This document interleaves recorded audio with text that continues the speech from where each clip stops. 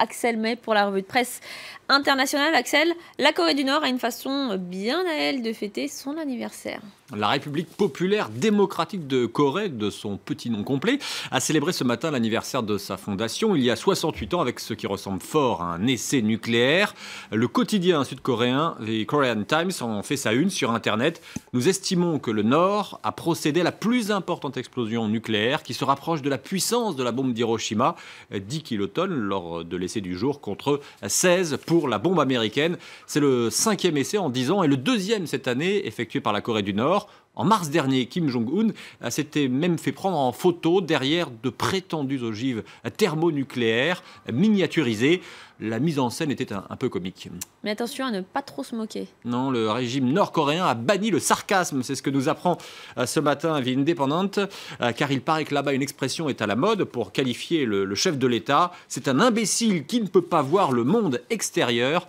Désormais, les Nord-Coréens vont avoir l'interdiction de toute moquerie, même suggérée, envers leur sémillant dictateur. Vous feriez un mauvais Nord-Coréen, Axel, sachez-le.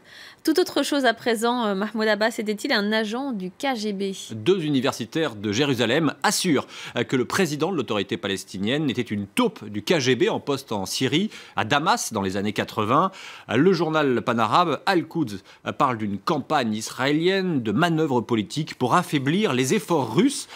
Ce qui est certain, c'est que ces révélations surviennent au moment où Vladimir Poutine veut organiser une réunion entre le président de l'autorité palestinienne et le Premier ministre israélien.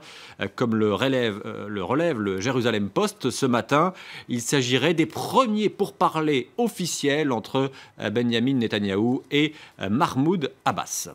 C'est un sujet dont la presse américaine parle largement ce matin, la révolte de tribus indiennes. Dans le Dakota du Nord, les Sioux et d'autres tribus amérindiennes s'unissent contre un projet d'oléoduc.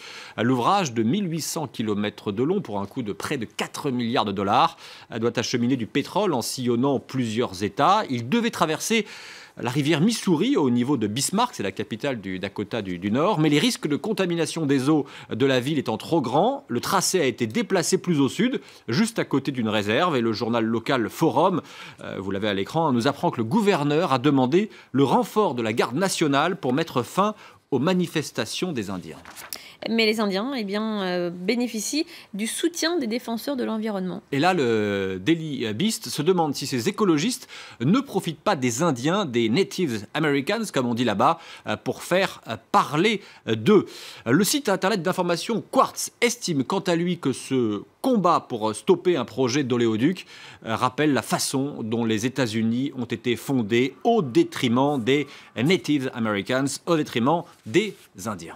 On termine sur le premier concours de beauté jugé par des robots et on se pose la question, est-ce qu'il est raciste? Cet étrange concours de beauté misait sur un algorithme pour définir le plus beau visage du monde. Tout le monde pouvait participer en envoyant une photo d'identité. Alors là, c'est pas cette photo. Une intelligence artificielle était chargée de faire le tri. Le souci, nous raconte le Guardian dans un autre article, c'est que les gagnants ont pratiquement tous la peau claire. 6000 candidats issus de 100 pays et sur les 44 lauréats en fonction de leur âge, il y a bien quelques Asiatiques, mais seulement une personne noire. Explication donnée, là vous avez le site internet du concours. Ceux qui ont créé l'algorithme ont inconsciemment entré les données favorisant les beautés à la peau claire. Cela dit, si je peux me permettre, quand on regarde ces lauréats, je ne les qualifierai pas tous de beauté. Vous avez envoyé une photo. Vous avez une question, hein? Non, je n'ai pas participé. Mais j'ai cru voir votre photo. Merci à Axel May pour cette revue de presse internationale.